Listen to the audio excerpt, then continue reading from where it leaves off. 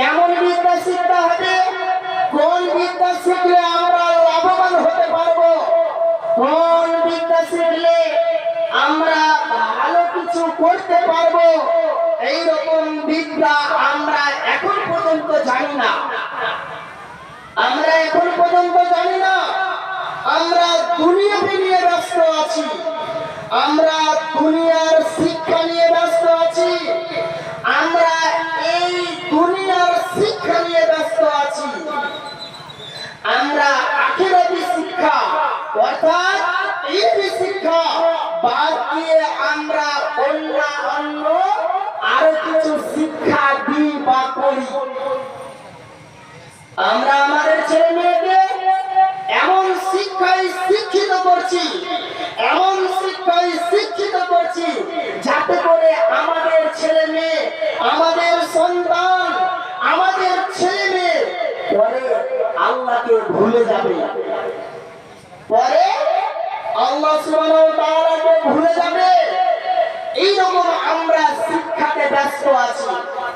আমরা ইলমি শিক্ষা বাদ দিয়ে আমরা দুনিয়াবি শিক্ষা নিয়ে ব্যস্ত আছি, দুনিয়াবি শিক্ষাতে ব্যস্ত আছি আমরা।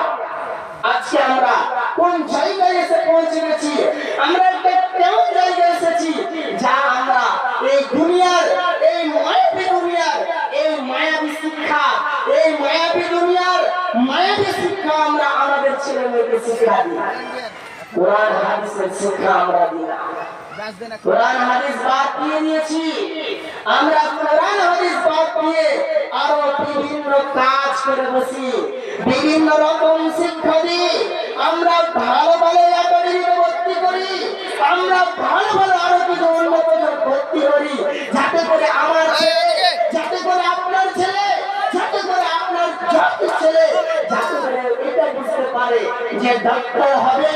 আপনি এটাই ভাবছেন যাতে করে আপনার ছেলে ডাক্তার হবে, যাতে করে আপনার ছেলে প্রফেসর হবে, যাতে করে আপনার ছেলে ইঞ্জিনিয়ার হবে।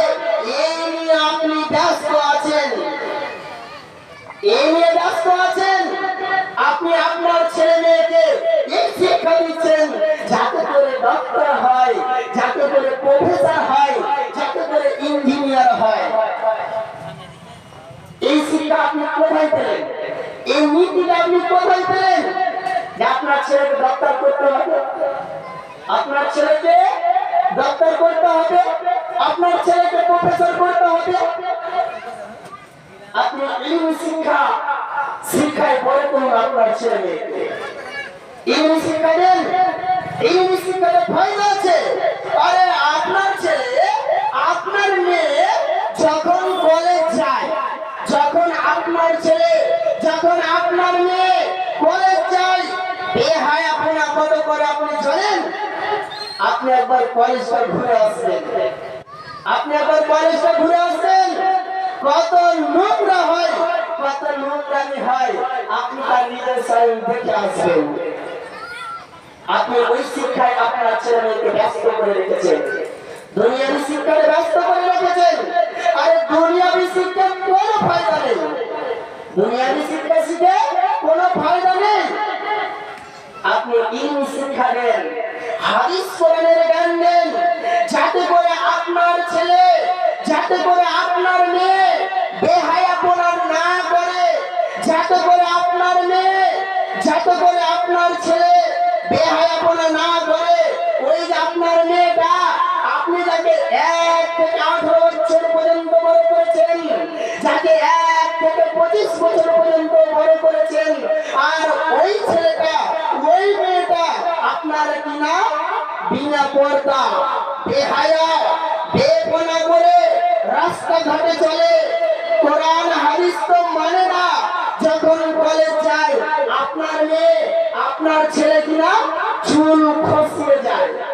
আরে আপনার মেয়ে, ওটা আমার মেয়ে নয়, ওটা আপনার মেয়ে, যে কিনা কলেজ যাচ্ছে, তখন কি করছে?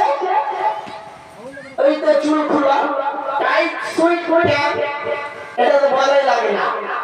তারপরে বলতে হয়, লজ্জা লাগে, এই মুসলিম হয়ে, মুসলিম উম্মাহ হয়ে, তারপরে আপনার মেয়ে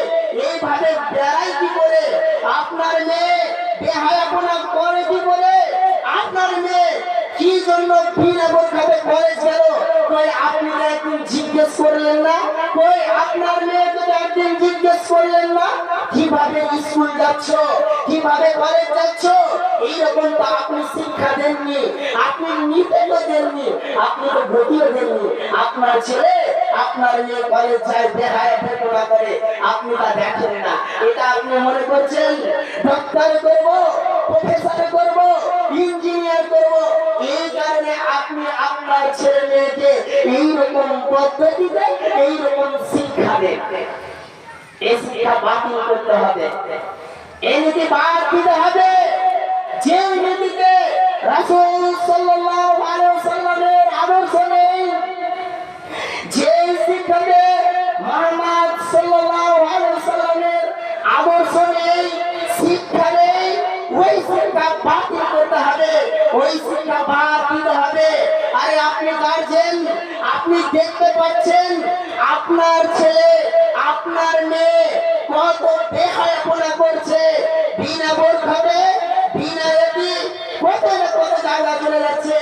আপনি যে গার্জেন, আপনি তো বলতে পারেন না, আপনি যে গার্জেন, আপনি তো বলতে পারেন না। আরে বললে তো আপনাকে আপনার ছেলে মেয়ে বলবে আপনি বাপ, আপনি কি শিক্ষা দিয়েছেন? আপনি যে বাপ কি শিক্ষা দিয়েছেন, কেমন শিক্ষা দিয়েছেন? আরে আপনার মেয়ে আপনাকে বলবে।